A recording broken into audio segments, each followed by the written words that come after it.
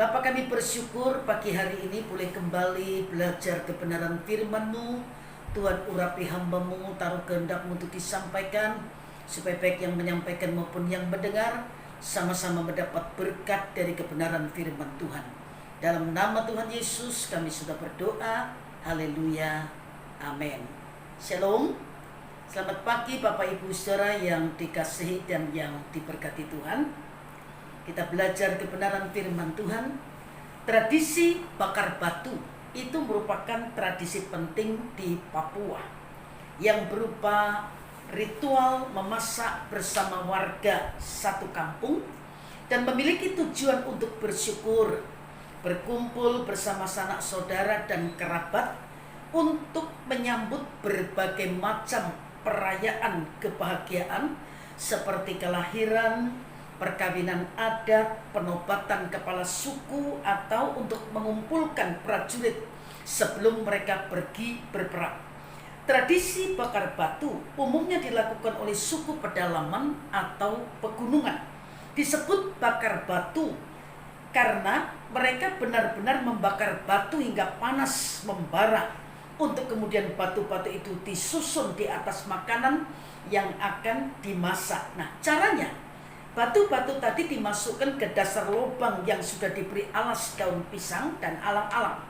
Kemudian batu-batu itu kembali ditutup dengan daun pisang dan di atasnya diletakkan daging yang sudah diiris-iris atau dipotong-potong. Daging tersebut kemudian ditutup daun pisang lagi, lalu di atasnya diletakkan batu panas, lalu ditutup daun lagi. Kemudian di atas daun yang terakhir tadi ditaruhlah ubi jalar, singkong, dan sayuran-sayuran lainnya, sebelum akhirnya ditutup kembali dengan lapisan daun yang terakhir. Biasanya daging dimasak selama 1 jam dan kemudian dibagikan untuk disantap bersama-sama sebagai bentuk solidaritas dan kesatuan warga tersebut. Nah, bisa dibayangkan Bapak Ibu Saudara sekalian seberapa panasnya temperatur yang ada di dalam lubang tersebut. Daging-daging yang dipanasi di lubang itu selama 1 jam hasilnya sangat lezat dan gurih. Kadang-kadang orang percaya tidak memiliki rasa panas seperti ini di dalam roh mereka, sehingga tidak ada lagi gairah untuk berdoa, kehilangan gairah untuk melayani dan melakukan hal apapun yang berhubungan dengan Tuhan. Hal ini juga terjadi pada gereja-gereja pada masa pelayanan Rasul Paulus. Roh para pengikut Kristus yang sebelumnya sempat menyala-nyala ketika mereka masih mengalami kasih yang mula-mula, terlihat mulai padam di mata Paulus. Karena itu, Paulus menasehatkan mereka supaya mereka menjaga roh mereka terus menyala-nyala dan melayani Tuhan dengan segenap hati mereka. Pada masa itu memang cobaan yang dialami oleh orang percaya sangatlah berat, karena mereka diburu, dipenjarakan, bahkan dihukum mati.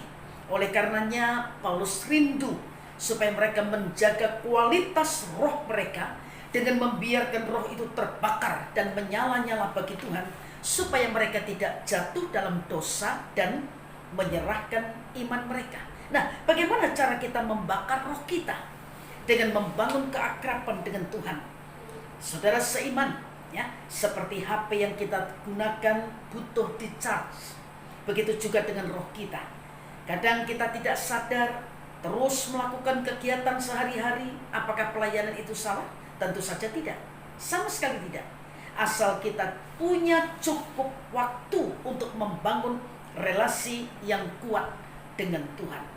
Sebab doa atau pelayanan kepada Tuhan secara pribadi tidak bisa digantikan dengan korban, dengan ibadah, semua kegiatan rohani dalam bentuk apapun.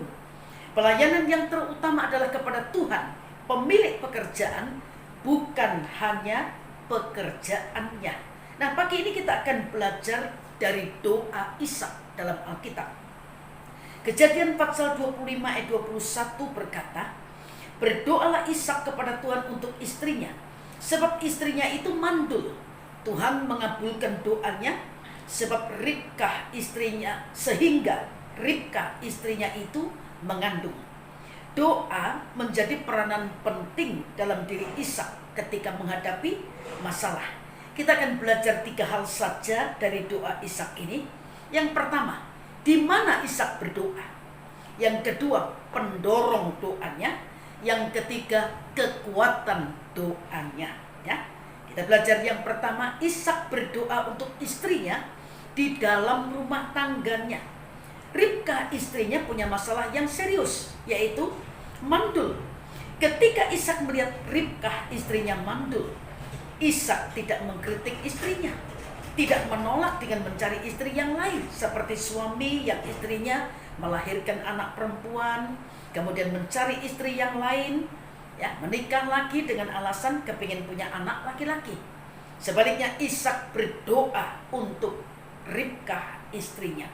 Sebuah rumah tangga akan jauh lebih baik jika menjadikan doa sebagai bagian yang terpenting dalam kehidupan rumah tangga.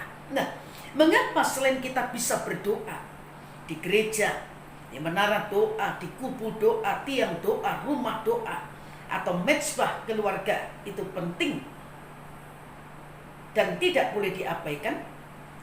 Kita bisa melihat contoh dari 2 Raja-Raja pasal 4 ayat yang keempat. Seorang janda yang ditinggal mati oleh suaminya dengan hutang yang banyak, lalu datang kepada Elisa. Lalu Elisa berkata, pergi kepada tetangga-tetanggamu, minta bejana-bejana yang banyak dari sana. Kemudian masuklah ke dalam kamarmu, tutuplah pintu setelah engkau dan anak-anakmu masuk. Sampai di sini kita melihat, Bapak Ibu Saudara sekalian, berapa banyak dari kita yang masih punya kesempatan untuk mengumpulkan anak-anak ke dalam kamar, tidak untuk nonton bola bersama-sama, tidak untuk nonton film Korea bersama-sama, ya, tapi untuk menuangkan urapan Allah, roh doa, pengalaman kita secara pribadi dengan Tuhan. Pertanyaannya, berapa banyak dari kita yang masih punya kesempatan untuk mengumpulkan mereka dan mengajar anak mengandalkan Tuhan dalam kesulitan, berdoa sampai mujizat dan pertolongan Tuhan itu terjadi. Injil Matius mengatakan kalau ada 2 orang daripadamu di dunia ini sepakat meminta sesuatu apapun juga, permintaan mereka itu akan dikabulkan oleh Bapakku yang di sorga.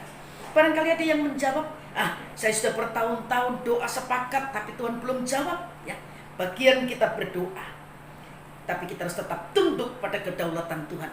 Sebab ketika kita berdoa, jawabannya bisa ya, bisa tidak, bisa tunggu. Nah, kalau kita bicara tentang mezbah keluarga, apa itu mezbah?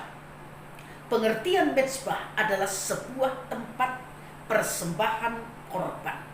Tuhan memerintahkan untuk membuat mezbah dan macam-macam tujuan orang membangun mezbah.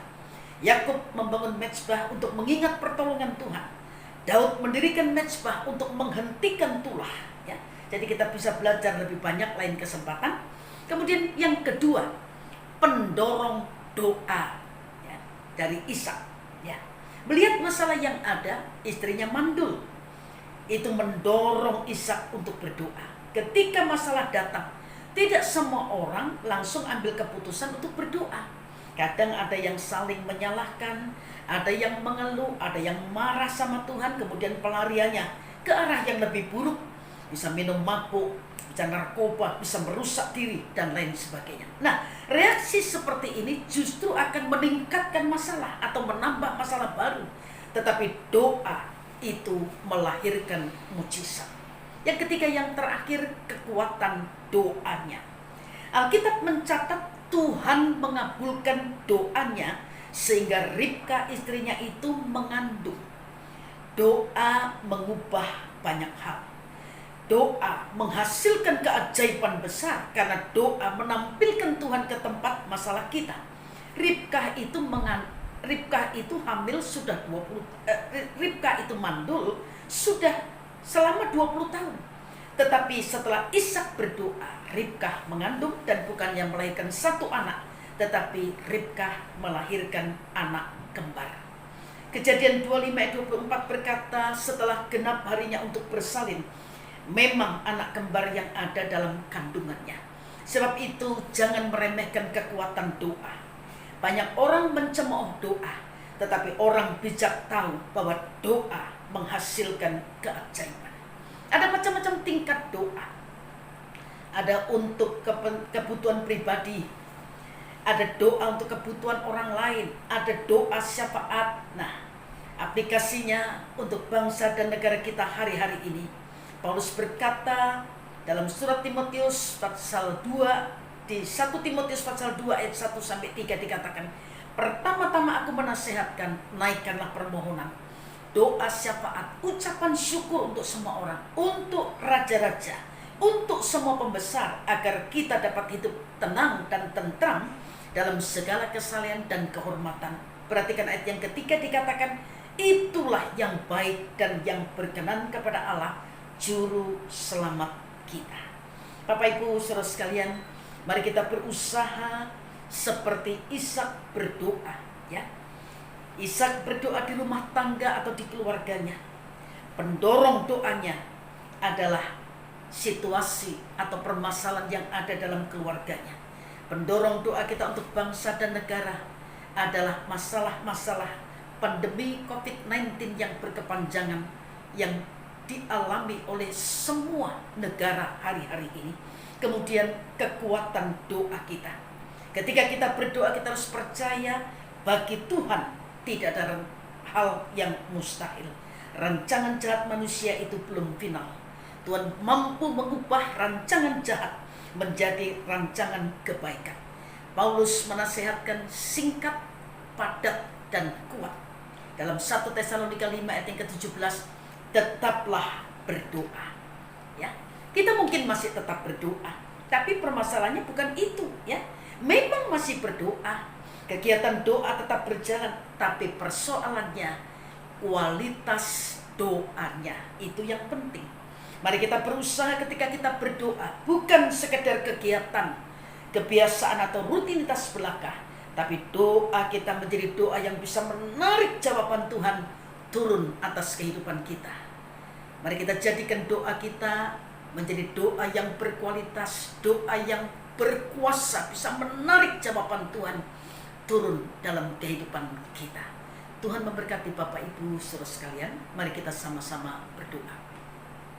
Kami bersyukur kalau kami masih terus diingatkan dengan kebenaran firman-Mu. Sempurnakan hidup kami, beri kami kekuatan untuk menjadi pelaku firman.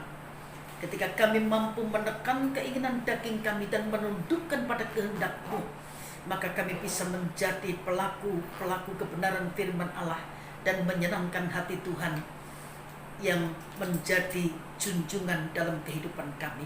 Berkati umat-Mu, jemaat GPPS di mana saja mereka berada. Berkati bangsa dan negara kami Indonesia.